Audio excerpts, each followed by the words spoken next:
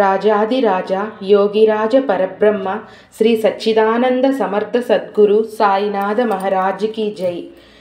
సదానింబ వృక్షస్య మూలాదివాసాత్ సుధాస్రావినం తిక్తమప్యప్రియంతం తరుం కల్పవృక్షాధికం సాధయంతం నమామీశ్వరం సద్గురుం సాయినాథం. సదా కల్పవృక్షస్య తస్యాధిమూలే భవద్భావబుద్ధ్యా సపర్యాది సేవాం నృణాం కుర్వతాం భుక్తిముక్తిప్రదంతం నమామీశ్వరం సద్గురుం సాయినాథం. శ్రీ సాయి లీలామృతం అధ్యాయం 1. శ్రీ సాయిబాబా జీవితం.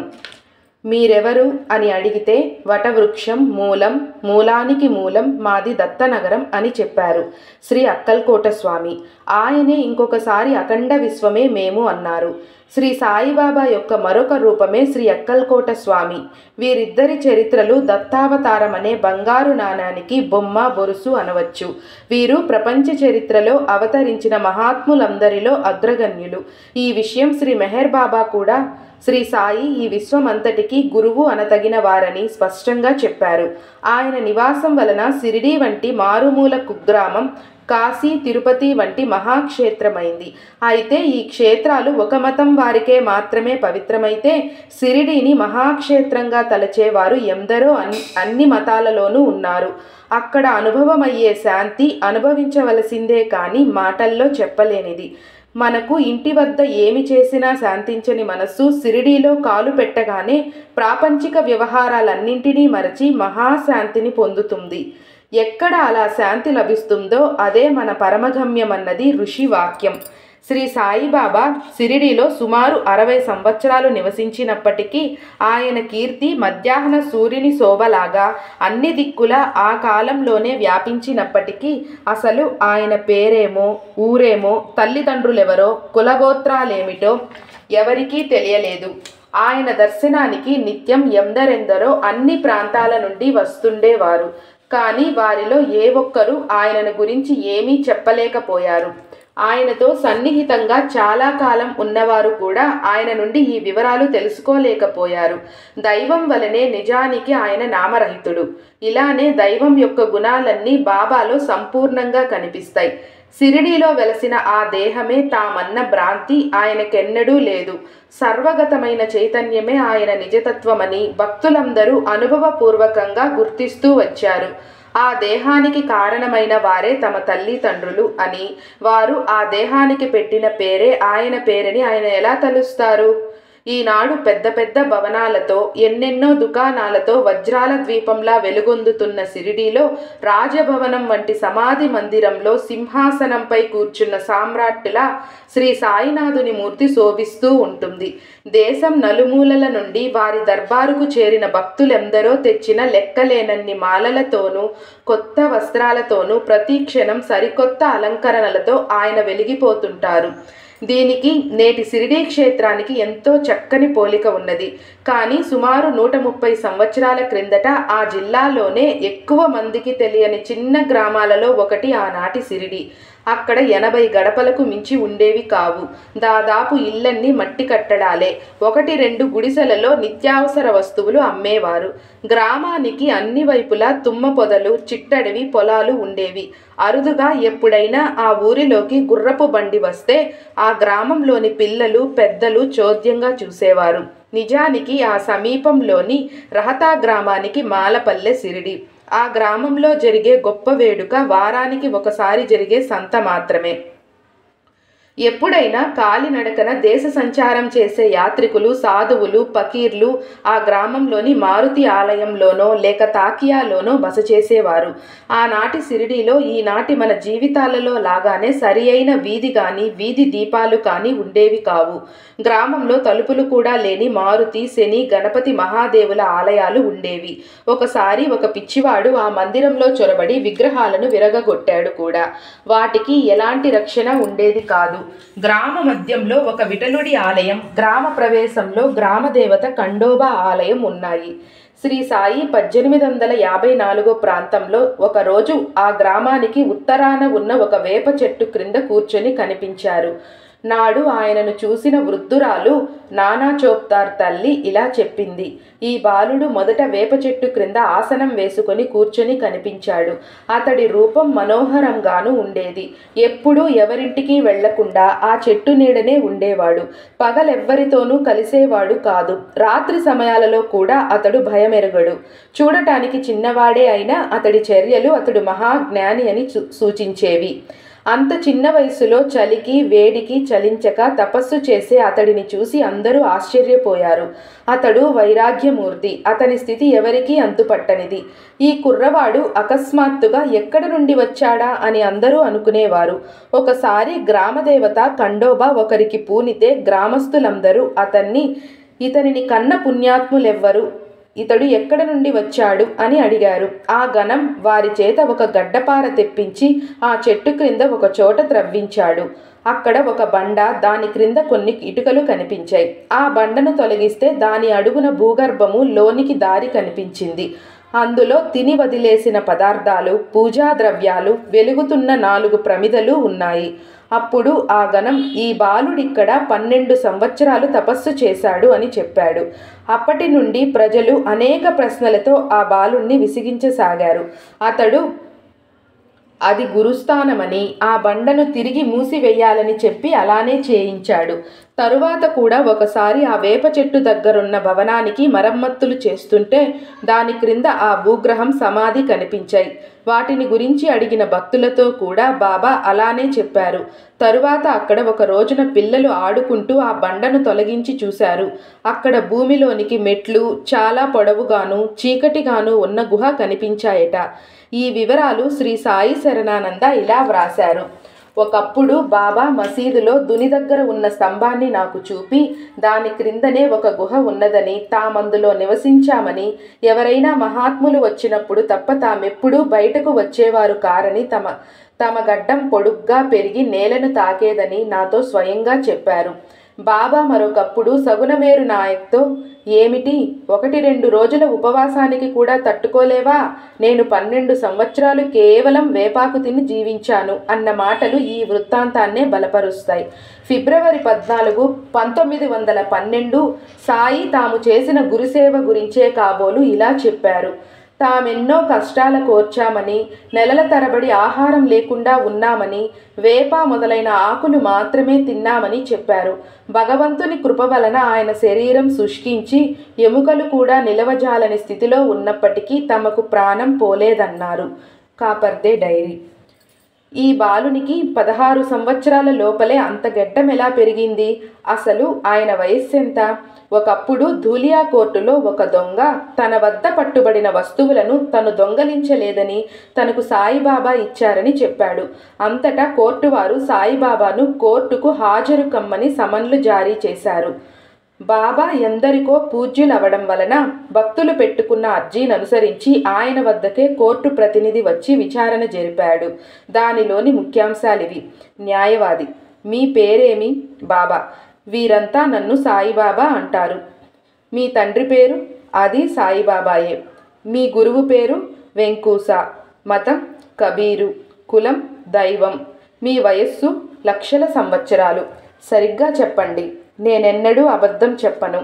అంటే సాయి నామ రూప కుల మత వయోభేదాలకు అతీతులు, సర్వవ్యాపి అయిన ఆత్మయేనని స్పష్టమవుతుంది. ఆయన వయస్సు అపారమని తెలిపే ఆధారాలెన్నో ఉన్నాయి. అక్కల్కోటలో దత్తావతారంగా ప్రసిద్ధికెక్కిన శ్రీ స్వామి సమర్థ నిర్యాణం చెందబోతూ కన్నీరు కారుస్తున్న భక్తునితో, షిరిడీలో నా అవతారమూర్తి నీకు లభిస్తారు, ఆయనను సేవించు, నీకే కొరత ఉండదు అని చెప్పారు. సాయిబాబా కూడా ఎందరో భక్తులకు అందుకు తగిన అనుభవం ఇచ్చారని మీరు చదవబోతారు. అంటే అక్కల్కోట స్వామియే సాయి అన్నమాట. ఈ ఇద్దరు సమకాలికులవడం ఒక అంతుబట్టని దైవలీల. అంటే ఆ స్వామి వయస్సు పుట్టు పూర్వోత్తరాలే సాయి యొక్క వృత్తాంతమన్నమాట. ఆ స్వామి వయస్సు 100 ఏండ్లు.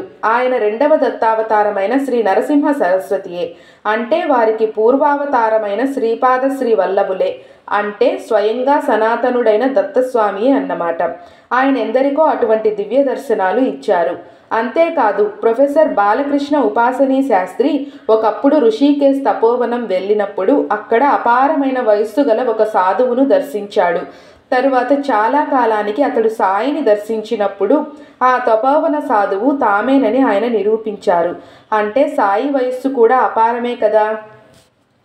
అలానే రాజ్యం కోల్పోయి తిరుగుతున్న హుమయూన్కు తమ ఆశీస్సుల వల్లనే అక్బర్ చక్రవర్తి పుట్టాడని, ఆ ముందటి జన్మలో తపస్సు చేసిన ముకుంద బ్రహ్మచారే అలా జన్మించాడని సాయి ఒక భక్తునితో చెప్పారు. తాము గతంలో కబీరునన్నారు. రామాయణ భాగవత కాలంలో కూడా తామున్నామని ఆయన చెప్పారు. ఈయన జన్మించిన మాట నిజమే అయితే నాటికే ఆయన పూర్ణుడైన జ్ఞాని అని ఆయనయే ఒకసారి ఇలా సూచించారు. నేను పుట్టినప్పుడు తనకు కొడుకు పుట్టాడని మా అమ్మ ఎంతగానో పొంగిపోవడం చూసి నేను ఆశ్చర్యపోయాను. ఆమె నన్ను కన్నదెప్పుడు? అసలు నాకు జననమున్నదా? నేను అంతకు ముందు లేనా? ఇంత మాత్రానికే ఈమె పొంగిపోతున్నదేమిటి అనుకున్నాను. ఈ వింత బాలుడు కొంతకాలానికి అకస్మాత్తుగా ఎక్కడికో వెళ్ళిపోయి సుమారు 1 సంవత్సరం తరువాత షిరిడీ చేరి అక్కడే ఉండిపోయారు. ఈ మధ్యకాలంలో ఆయన ఎక్కడకు వెళ్ళారో ఏమి చేశారో ఎవ్వరికీ తెలియదు. ఈ కాలంలో తాము విస్తారంగా దేశ సంచారం చేశామని, కొంతకాలం అలీ అను ముస్లిం మహాత్ముని దగ్గర, తరువాత రహటాలోని చావడిలోనూ ఉన్నామని కుశాల్ బావు అనే భక్తునితో సాయియే చెబితే అతడు చంద్రబాన్ సేట్కు చెప్పాడు. ఆ కాలంలో దౌలు సేట్ ఆయనను చూచాడట కూడా. ఈ అలీ గారి చిత్రపటం 1918 తరువాత కూడా అహ్మద్ నగర్లోని రహటేకర్ వాడాలో ఉండేది. తరువాత తాము అహ్మద్ నగర్ నుండి రహటా వచ్చి కొంతకాలానికి షిరిడీ చేరామని శ్రీ సాయి కుశాల్ బావుకు చెప్పారు. మరొకప్పుడు శ్రీమతి కాశీబాయి కనిత్కర్ అనే భక్తురాలితో శ్రీ సకారాం మహారాజ్ అనే గొప్ప సాధువుతో కలిసి కొంతకాలం ఉన్నామని, ఆయన తమ గురుబంధువని, అక్కడ ఆయనతో కలిసి ఒక మామిడి మొక్క నాటామని బాబా చెప్పారు. జోగ్ అనే భక్తుడు ఈ ఇద్దరిని దర్శిస్తుండేవాడు. ఒకసారి జోగ్ అంగన్ కబోర్డ్లోని ఆ మామిడి చెట్టుకాయ కోసి షిరిడీకి తీసుకువెళ్ళాడు. కానీ అది పచ్చిదని దారిలో 2 మామిడి పండ్లు కొని అతడు బాబాకు సమర్పించాడు. బాబా ఆ పండ్లను స్వీకరించక ఆ మొదటి కాయనే కోరి తీసుకున్నారు. దానిని చూడగానే ఆనంద బాష్పాలతో ఆయన కళ్ళు నిండాయి. దానిని అటూ ఇటూ త్రిప్పి చూసి ఇది ఇంకా పండలేదు అన్నారు. అవును అన్నాడు జోగ్. సాయి మరి కొద్దిసేపు దానిని తదేకంగా చూసి దానిని కోయించి భక్తులందరికీ పెట్టించారు. అదెంతో మధురంగా ఉండటం చూసి అందరూ ఆశ్చర్యపోయారు. రెండవసారి షిరిడీ చేరే నాటికే వారు పరిపూర్ణులని తెలిపే సంఘటన ఒకటి సాయికి ప్రత్యక్ష భక్తుడైన దామోదర్ రాస్నే గారి కుమారుడు నానాసాహెబ్ రాస్నే రచయిత నాకు చెప్పారు. ఈయన శ్రీ గాడ్గి మహారాజ్ అనే మహాత్మునికి తన ఇంట ఆతిథ్యం ఇచ్చి వారి గురుసేవ గురించి అడిగితే ఆయన ఇలా చెప్పారట. మేము సామాన్యంగా ఆ వృత్తాంతం ఎవ్వరికీ చెప్పం. మా తల్లిదండ్రులు చాకలివారు. సేవ్గావ్ పదర్ది అనే ఊళ్ళో ఒక బట్టల దుకాణంలో పనిచేసేవాణ్ణి. ఒకరోజు దివ్య వర్చస్సు గల పకీరొకరు ఆ గ్రామానికి వచ్చారు. ఆయన సేలు మాన్మత్ నుండి వచ్చారట. ఆయన ముస్లిం అన్న భావంతో ఎవరూ భిక్ష వేయలేదు. మా దుకాణంలో కూడా యజమాని లేడు, పొమ్మన్నారు. నాకు ఆయనను చూస్తూనే భిక్ష వెయ్యాలనిపించింది. పరుగున పోయి రొట్టెలు కూర తెచ్చేసరికి ఆయన వెళ్ళిపోయారు. నేను ఆయనను వెతుకుతూ పోయేసరికి ఆయన ఒక ఏకాంత స్థలంలో కూర్చొని చేనులోని జొన్న కంకలు కోసుకొని తింటున్నారు. నన్ను చూసి కోపంతో నీవిక్కడికి ఎందుకొచ్చావు అని గర్జించారు. మీకెవరూ భిక్ష వేయలేదని గమనించి ఇంటి నుంచి భిక్ష తెచ్చాను అన్నాను. ఓహో, నేనేం కోరితే అది ఇస్తావా ఏం అని ఎత్తి పొడుపుగా అన్నారు. నా దగ్గర లేని డబ్బు తప్ప మీరేమి కోరినా ఇస్తాను అన్నాను. అయితే నీ ప్రాణం ఇవ్వు అన్నారు పంతంగా. అది నేనివ్వగలిగింది కాదు, మీరే తీసుకోండి. నాకు ఈ జీవితం అంటే విరక్తి పుట్టింది అన్నాను. ఆ పకీరు నవ్వి నా తలపై చెయ్యి పెట్టి ఆశీర్వదించారు. వెంటనే నా హృదయంలో చెప్పలేని మార్పు వచ్చింది. వారి సన్నిధి తప్ప మరేమీ కావాలనిపించలేదు. వారికి భిక్ష ఇచ్చాక ఇంటికి వెళ్ళి నాకొక గొప్ప గురువు దొరికారని, నేనిక సంసారంలో జీవించలేనని చెప్పి వేగంగా ఆ పకీరు వద్దకు చేరుకున్నాను.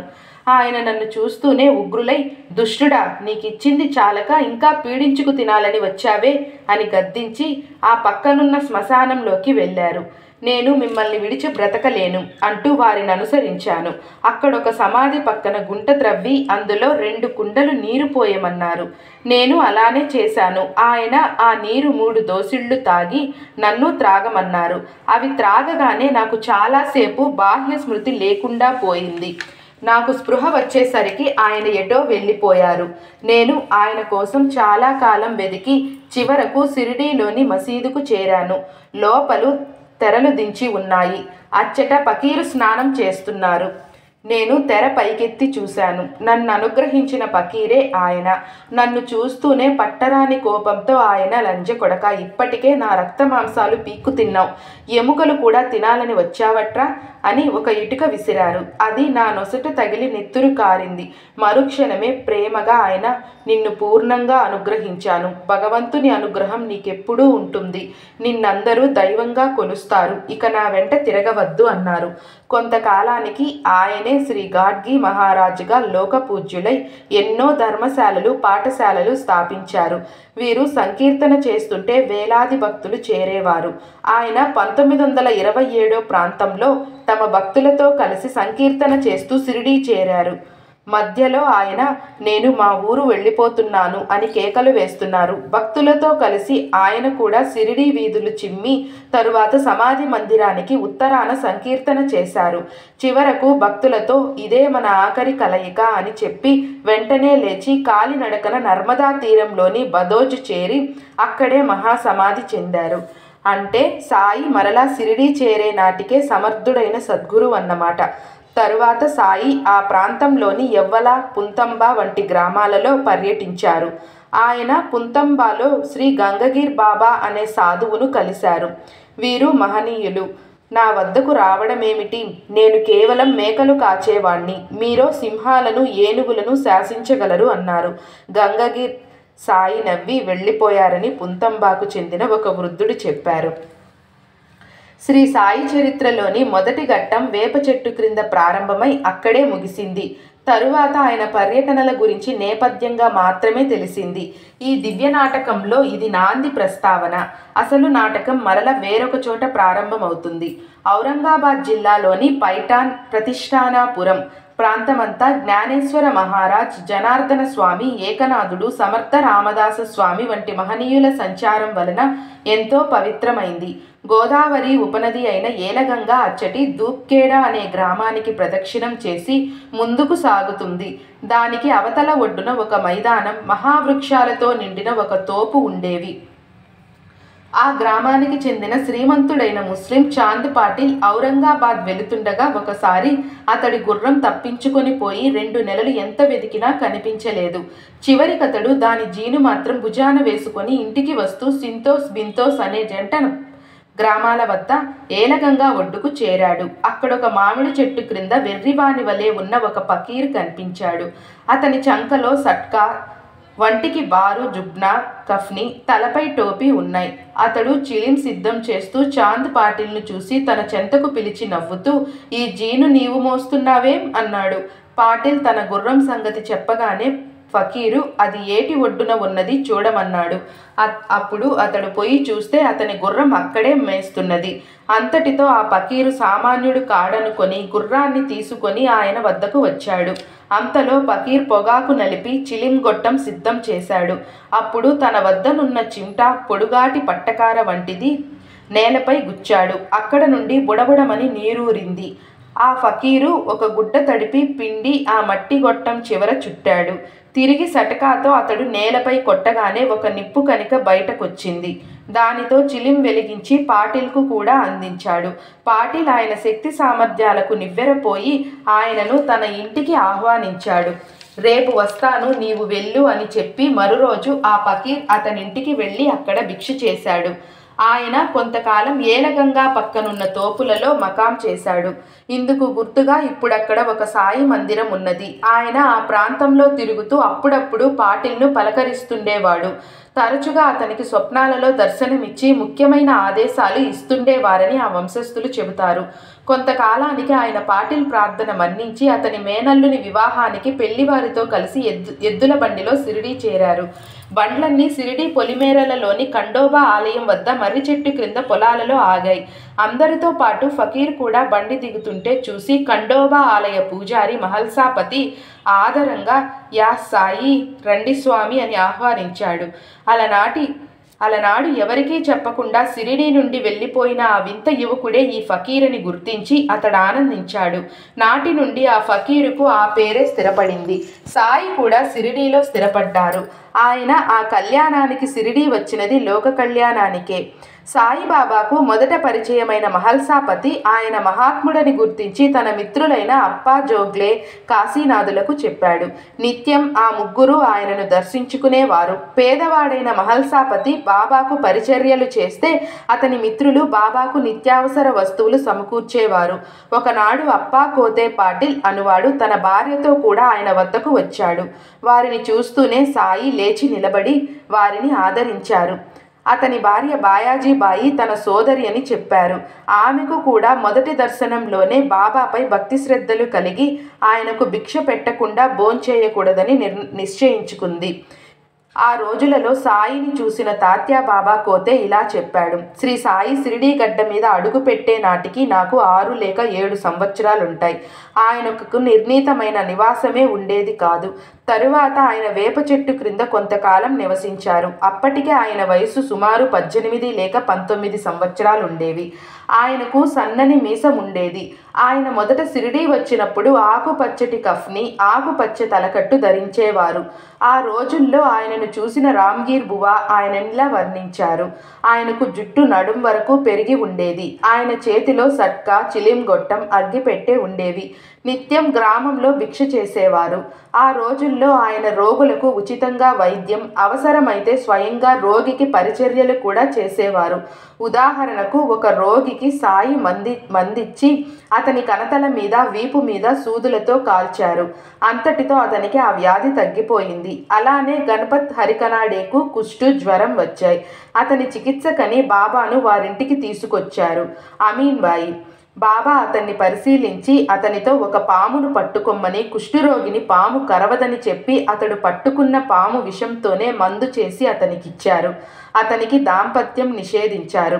అతనికి వ్యాధి తగ్గనారంభించేసరికి అతడు ఆ నియమం ఉల్లంఘించడంతో రోగం తిరగబెట్టింది. బాబా అతనికి ఇంక మందు ఇవ్వలేదు. కొద్ది రోజులలోనే అతడు మరణించాడు.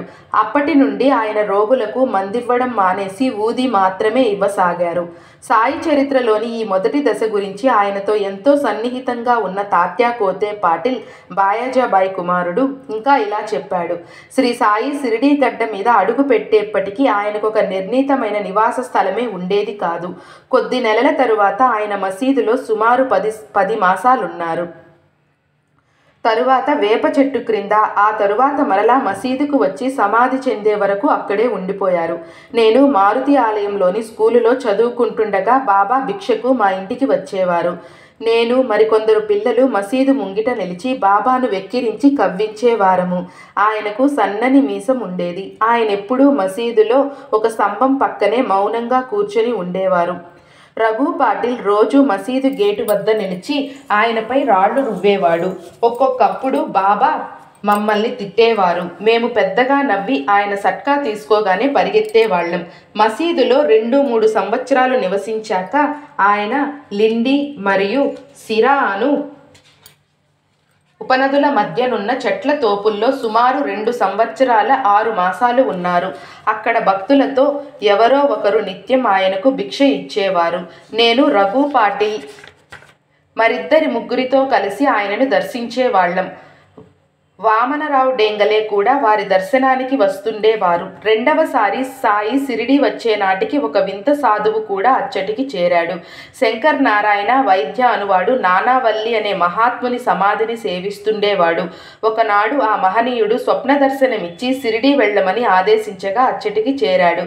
సాయి రాగానే వారిని చూస్తూనే గొప్ప మహాత్ముడని గుర్తించి ఎంతో చనువుగా మామా వచ్చావా అన్నాడు. నోరెత్తవద్దు అని బాబా మందలించటం వలన అతడు ఆయనను గురించి పెదవి విప్పి ఎవ్వరితోనూ చెప్పలేదు. సాయి తరచుగా రాత్రి సమయాలలో ఫకీర్ల చావడి తాక్యాకి వెళ్ళి మధురంగా పాడుతూ కాళ్లకు గజ్జలు కట్టుకొని తన్మయత్వంతో నాట్యం చేసేవారు. ఆయన ఒకప్పుడు అరబ్బీ, పార్సీ భాషలలో పాటలు పాడుతూ మరొకప్పుడు కబీర్, తుకారాం రాసిన పాటలు పాడేవారు. ఈ విషయాన్ని తాత్యా పాటిల్ ఇలా చెప్పాడు: ఒక్కొక్కప్పుడు బాబా పారవస్యంలో ఉండేవారు. అప్పుడు చేతిలో తంబుర ధరించి వళ్ళు మరిచి నృత్యం చేసేవారు. ఎంతో క్రమబద్ధమైన కదలికలు, కరనేత్ర హస్తముల భంగిమలు ప్రేక్షకులను మంత్రముగ్ధులను చేసేవి. పిల్లన గ్రోవి వాయిస్తున్న భంగిమలో నిలిచినప్పుడు సాక్షాత్తు బృందావన కృష్ణుణ్ణి చూస్తున్నట్లే ఉండేది. ప్రేక్షకులకు కూడా పారవస్యం కలిగి ఏదో అలౌకికమైన దృశ్యం చూస్తున్నట్లు అనిపించేది. ఇలా 1890 వరకు చేశారు. తరువాత కూడా ఆయనకు ఈ కళల పట్ల ఆసక్తి ఉండేది. కానీ వాటిని భక్తి ప్రపత్తుల కోసం మాత్రమే వినియోగించుకుంటే మనిషికి అధోగతి తప్పదనేవారు. బాబా ప్రతి గ్రామంలో జన్మించి బాల్యంలో ఒక ఫకీరుకు అప్పగించబడ్డారని, కొంతకాలానికి సేలు గ్రామంలోని వెంకూసా అనే హిందూ గురువుకు అప్పగించబడ్డారని, వారి సేవలో సర్వశక్తులు పొంది షిరిడీ చేరారన్న కథకు ఆధారం ఎక్కడా కనిపించదు. బాబా ఒకప్పుడు సేలు నుండి వచ్చామని, తమ గురువు పేరు వెంకూసా అని కొన్నిసార్లు చెప్పినా దానిని బట్టి తాను ఈ కథ అల్లానని, అంతకు మించి వేరు ఆధారాలేవీ లేవని మొదట ఈ కథను చెప్పిన దాసగను తన అనుభవాలలో చెప్పాడు. కానీ బాబా ఒక్కొక్కప్పుడు తన గురువు రోషన్ షా అని, ఆయనను షిరిడీలో సేవించానని, వారి సమాధి అచ్చటి వేప చెట్టు క్రింద ఉన్నదని, తాము అనాదిగా షిరిడీలోనే ఉంటున్నామని చెప్పిన దానితో కానీ, ఆయన శ్రీ అక్కల్కోట స్వామి యొక్క మరొక రూపమన్న దానికి కానీ ఇది సరిపోదు. ఆయన అహ్మద్నగర్ రహటాల నుండి వచ్చామని, నేను ఇక్కడకు ఔరంగాబాద్ నుండి వచ్చాను, మా మామ నన్ను ఇక్కడకు తీసుకువచ్చాడు, నా తల్లిదండ్రులను విడిచి గంగా తీరానికి వచ్చే నాటికి నాకు 8 సంవత్సరాలు, అచ్చటి నుండి షిరిడీ వచ్చాను అని వేరు సందర్భాలలో చెప్పిన వాటితో ఈ కథ పొసగదు. ఆయన 12 సంవత్సరాలు షిరిడీలో వేప చెట్టు క్రింద భూగ్రహంలో తపస్సు చేశారన్న నిశ్చయమైన వృత్తాంతంతో ఈ కథ అసలే పొసగదు. 16 సంవత్సరాల యువకుడుగా ప్రకటమైన ఆయన అందులో ప్రవేశించే నాటికి 4 సంవత్సరాల మించి వయస్సు ఉండటానికి అవకాశం లేదు. సేలులో గోపాలరావు దేశ్ముఖ్ ఉరఫ్ వెంకూసా వృత్తాంతమే నిజమైతే, షిరిడీలో ప్రకటమయ్యే నాటికి బాబాకు సుమారు 60 లేక 70 సంవత్సరాల వయస్సుండాలి. తాము శుద్ధుడైన బ్రాహ్మణుడను అన్నప్పుడు ఆయన బ్రహ్మజ్ఞాని అని మాత్రమే వారి భావం. అంతకంటే తరచుగా ఆయన తాము పేద ఫకీరుమని చెప్పేవారు. దానికి అర్థమదే. జయదేవ జయదేవ దత్తావధూత మోమిని వంశీ జన్ముని అనే ఆరతి పాటలు కీర్తించినట్లు ఆయన హిందువులకు హిందువు, ముస్లింలకు ముస్లిము, అంటే హిందూ ముస్లిం అనే భేదాలకు అతీతుడు. సాయి తమ గురుసేవ గురించి ఒకప్పుడు ఇలా చెప్పారు: నా గురువును ఇక్కడే చావడిలో చూశాను. ప్రశాంతము, గంభీరము అయిన ఆయన ముఖంలోని నిత్య సంతుష్టి నన్ను ముగ్ధుణ్ణి చేసింది. నా చూపు ఆయన ముఖం మీద నిలిచిపోయేది. క్షణమాత్రం ఎడబాటును కూడా సహించలేకపోయేవాణ్ణి. వారి సన్నిధిలో నాకు ఆకలి దప్పులు కూడా తెలిసేవి కావు. ఆయనను 12 సంవత్సరాలకు పైగా నిండు హృదయంతో సేవించాను. ధ్యానస్థులైన ఆయన తమకు దేహమున్న సంగతే మరిచి కూర్చున్న చోటి నుండి ఏ అవసరం కోసం లేచేవారు కాదు. నేను ఆయన చేత ఆహారం తినిపించి గుడ్డలు మార్చి ఆ ప్రదేశం శుభ్రం చేసేవాణ్ణి. ఆయన నుండి ఏదైనా మంత్రం ఉపదేశంగా పొంది జపించాలని చూశాను. కానీ ఆయన నా చెవిలో ఏ మంత్రమూ ఉపదేశించలేదు. ఆయన నన్ను 2 పైసలు దక్షిణ కోరారు. తాము కోరినది ప్రభుత్వం వారు ముద్రించిన లోహపు కాసులు కావని, 1 పైసా నిష్ఠ, 2వ పైసా సబూరి, సంతోషంతో కూడిన ఓరిమి అని ఆయన వివరించారు. వెంటనే అవి సమర్పించాను. నా సేవకు సంతోషించి నీవెక్కడున్నా సరే ఇక్కడ గాని సప్త సముద్రాలకు అవతల కానీ నీ వెంట ఉండి కాపాడుతానని ఆశీర్వదించారు. ఈనాటి నా ప్రతిభకంతటికీ కర్తలు వారే. ఇదంతా వారి ఆశీస్సుల ఫలితమే. బాబా స్వయంగా సాయి శరణానందతో తమ గురువు పేరు రోషన్ షా అని చెప్పారు.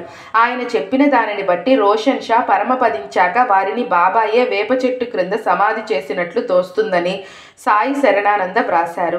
సాయి ఆ గురువు పేరు హరివినాయక్ సాటేతో కూడా చెప్పారట. కానీ అది తనకు గుర్తులేదని, ఆ పేరు షా అనో లేక సా అనో అంతమవుతుందని అతడు రాశాడు.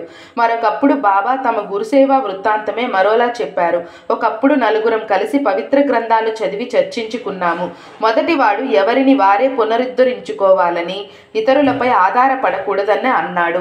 రెండవ వాడు సర్వసాక్షి అయిన ఆత్మయే సత్యం, దానిని గుర్తిస్తూ మనస్సును నిగ్రహించిన వాడే ధన్యుడు అన్నాడు. మూడవ వాడు ఈ ప్రపంచం అనిత్యం, నిరాకారమైనదే సత్యం, దీనిని వివేకంతో గుర్తిస్తూ ఉండటమే ముక్తికి మార్గం అన్నాడు. నేను కేవలం గ్రంథ పాండిత్యం వ్యర్థమని స్వధర్మం ఆచరిస్తూ గురువే సర్వవ్యాపి అయిన దైవమన్న విశ్వాసంతో తను మను ధన ప్రాణాలను గురువుకు అర్పించాలి అన్నాను. ఇలా చర్చించుకుంటూ మేము ఒక అడవిలోకి ప్రవేశించాము. దారిలో ఒక కూలీవాడు కనిపించి మేమెక్కడికి పోతున్నామని అడిగితే మేము చెప్పలేదు. మేము దారి తప్పే ప్రమాదం ఉన్నదని, మార్గదర్శిని తీసుకొని పోవడం మంచిదని చెప్పి, మీ లక్ష్యమేమో నాకు చెప్పనవసరం లేదు, కానీ కొంతసేపు విశ్రాంతిగా కూర్చొని రొట్టె నీరు తీసుకుని వెళ్ళవచ్చు కదా అన్నాడు అతడు. మేము ఆయన సలహాను నిరాకరించి వెళ్ళి దారి తప్పాము. చివరకు కేవలం పూర్వపుణ్యం వల్ల మాత్రమే మేము బయలుదేరిన చోటికి చేరాము. మాకు మళ్ళీ ఆ కూలీవాడు ఎదురై మీ తెలివిపై ఆధారపడటం వలన దారి తప్పారు, అన్నింటిలోనూ మార్గదర్శి ఎప్పుడూ అవసరమే, భగవంతుడి కృపలేక ఎవరూ దారిలో మా వంటి వారిని కలవలేరు, అన్నం తిని పొమ్మన్న ఆహ్వానాన్ని శుభశకునంగా అంగీకరించాలి కానీ నిరాకరించకూడదు, ఆకలి కడుపుతో ఏ అన్వేషణ సాగించలేరు, ఓరిమి శాంతి కలిగి ఉండాలన్నాడు.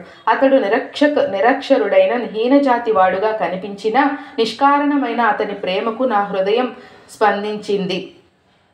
నాకు ఆకలి దప్పులు తీవ్రంగా బాధిస్తున్నాయి. అసమాన ప్రేమతో అతడిచ్చిన అన్నపానీయాలు తీసుకోవడమే జ్ఞానానికి సరి అయిన నాంది అని నాకు తోచి వాటిని సవినయంగా స్వీకరించాను. అప్పుడు గురువు మా ఎదుట నిలిచి, ఏమిటి మీ చర్చ అన్నారు. నేను వివరించాను. నిన్ను గమ్యం చేరుస్తాను, నన్ను అనుసరిస్తావా? అయితే నన్ను పూర్తిగా విశ్వసించిన వాడు మాత్రమే కృతార్థుడవుతాడన్నారు. నేను తల వంచి నమస్కరించి ఆయనను గురువుగా ఆశ్రయించాను. నా సాటివారు మాత్రం వారి ఆతిథ్యాన్ని, గురుత్వాన్ని ధిక్కరించి వెళ్ళిపోయారు. తరువాత వాళ్ళందరూ దైవాన్ని అన్వేషించటం మాని ఆకలి దప్పులతో తిరుగుతూనే ఉన్నారు. తరువాత నా గురువు నన్నొక చెట్టు కొమ్మ నుండి బావిలోకి తలక్రిందులుగా వ్రేలాడదీశారు. నా తల నీటికి 3 అడుగుల ఎత్తున ఉన్నది. నేను ఆ నీరు అందుకోలేకపోతున్నాను. నన్నలా వదిలి ఆయన ఎటో వెళ్ళిపోయారు. 5 గంటల తరువాత తిరిగి వచ్చి ఎలా ఉన్నావన్నారు. నేను పరమానందంలో తేలిపోతున్నాను అన్నాను. ఆయన సంతోషంతో నన్ను కౌగిలించుకొని నా దేహం నిమిరి నన్ను శిష్యునిగా అంగీకరించారు. నాకెల్లప్పుడూ ఆయననే చూస్తూ ఉండాలనిపించేది. నా తల్లిదండ్రులను, కోర్కెలను మరిచి ఇక ఇంటికి వెళ్ళాలన్న తలంపే రాలేదు. నా జీవశక్తినంతటినీ నా దృష్టిని ఆయన ముఖం మీద లగ్నం చేశాను. ఆయనే నా ధ్యానమూర్తి అని చెప్పారు. పై వృత్తాంతాలు మనకు నిస్సందేహంగా తెలిపేదిది. సాయి జన్మతః పూర్ణులైన లోకానికి ఆదర్శంగా ఒక సద్గురువును సేవించారు. ఆయన నిద్రించేటప్పుడు ఒక ఇటుకను తమ తల క్రింద, కూర్చున్నప్పుడు చేతి క్రింద ఉంచుకునేవారు. ఇది నా గురుప్రసాదం, నా జీవిత సహచరి. దీని సహాయంతోనే నేను ఆత్మను ధ్యానించేది అని ఆయన చెప్పేవారు. అయితే ఆ గురువు ఆయనకు సిరిడీలోనో లేక అడవిలోనో కనిపించి ఉండవచ్చు. తరువాత సాయి శరణానంద వ్రాసింది జరిగి ఉండవచ్చు. సాయి వలె ఆ గురువు కూడా కులమత భేదాలకు అతీతుడని తెలపడానికి ఆయన పేరు వెంకూస అని కొందరితోనూ, రోషన్ షా అని కొందరితోనూ వారి వారి భావాలను బట్టి చెప్పి ఉండవచ్చు. కానీ కొందరు చరిత్రకారులు సాయిని ఆ గురువు తలక్రిందులుగా వ్రేలాడదీసిన వృత్తాంతం కేవలం సంకేతమేమోనని, వాస్తవమై ఉండజాలదని వ్రాశారు. కారణం, తలక్రిందులుగా వ్రేలాడదీస్తే ఎవరికైనా ఆనందం కలగదన్నారు. కానీ సాయికి సమకాలికుడైన ముస్లిం మహనీయుడు తాజుద్దీన్ బాబా అట్టి అనుభవం ఒక భక్తునికి ప్రసాదించారు. వెనుక బాబా ఫరీద్ గంజ్ షక్కర్ 12వ శతాబ్దం, ఇటీవల శ్రీ అవధూత వెంకయ్య స్వామి వంటి మహనీయులెందరో ఇటువంటి సాధన చేశారని చరిత్రలు తెలుపుతున్నాయి. శ్రీ సాయిబాబా సిరిడీలో ప్రకటమయ్యాక కొంతకాలం దేశ సంచారం చేసిన మరలా సిరిడీలోనే తాము ముఖ్య స్థానంగా ఎన్నుకున్నారు. ఈ విషయమై ఆయన అప్పుడప్పుడు భక్తులతో చెప్పిన విశేషాలు వేరువేరుగా ఉన్నా వాటి వలన పత్రి, సేలు, వెంకూస కథ మాత్రం నిరాధారమని తెలుస్తుంది. సిరిడి మరి 3 ఇతర గ్రామాలు తమ యజమాని మాలిక్ అంటే భగవంతుడు లేక గురువు ప్రసాదించారని ఆయన చెబుతుండేవాడు. అనాదిగా ఆ గ్రామం తమ ఆప్తుల నివాసమని, తమ అత్తగారి ఇల్లని సాసర్వాడ, అక్కడ పూర్వం తమ వారంతా నివసించేవారని ఆయన వేర్వేరు సందర్భాలలో చెప్పారు. ఒకప్పుడు తామొక్కరే అక్కడకు వచ్చామనేవారు. తమ భక్తులను తరింపచేయటానికి మరికొందరితో కలిసి వచ్చామని, కొన్ని సందర్భాలలో తమ గురువును సేవించడానికి వచ్చామని మరొకసారి చెబుతుండేవారు. ఆయన తరచుగా చెప్పిన వృత్తాంతం ఇలా ఉన్నది. 2 శతాబ్దాల తరువాత తాము మరలా అచ్చటికి వచ్చామని, అంతకు పూర్వం కూడా ఎన్నోసార్లు అక్కడ నివసించామని ఆయన అంటుండేవారు. వారి స్వస్థానం వేరెక్కడో ఉన్నదని, అక్కడ వారి వంశస్థులకు ఆస్తిపాస్తులున్నాయని చెబుతుండేవారు. అక్కడ వివిధ కళలు, వృత్తులతోనే కాక సిరి సంపదలతో పాటు భక్తి దయలతో కూడా సాటిలేని వారెందరో ఉండేవారని చెప్పేవారు. స్థానిక ప్రజలపై వారికి గల మక్కువ గురించి చెప్పేటప్పుడు నీమ్గావ్, రుయి, రహటా, పింపల్గావ్, కోపర్గావ్, పుంతంబా, జాల్నా వంటి గ్రామాల గురించి ఆయన తరచుగా ప్రస్తావించేవారు. దీనిని బట్టి మనకు తెలియని మహనీయులెందరో అక్కడ నివసించారని, అందువలన ఆ ప్రాంతం ఎంతో పవిత్రమైనదని తెలుస్తుంది. ఒకప్పుడు ఆయన తమ పూర్వీకులు షిరిడీలో నివసించారని, అందుకే తాము కూడా మరలా అక్కడ నివసిస్తున్నామని చెప్పేవారు.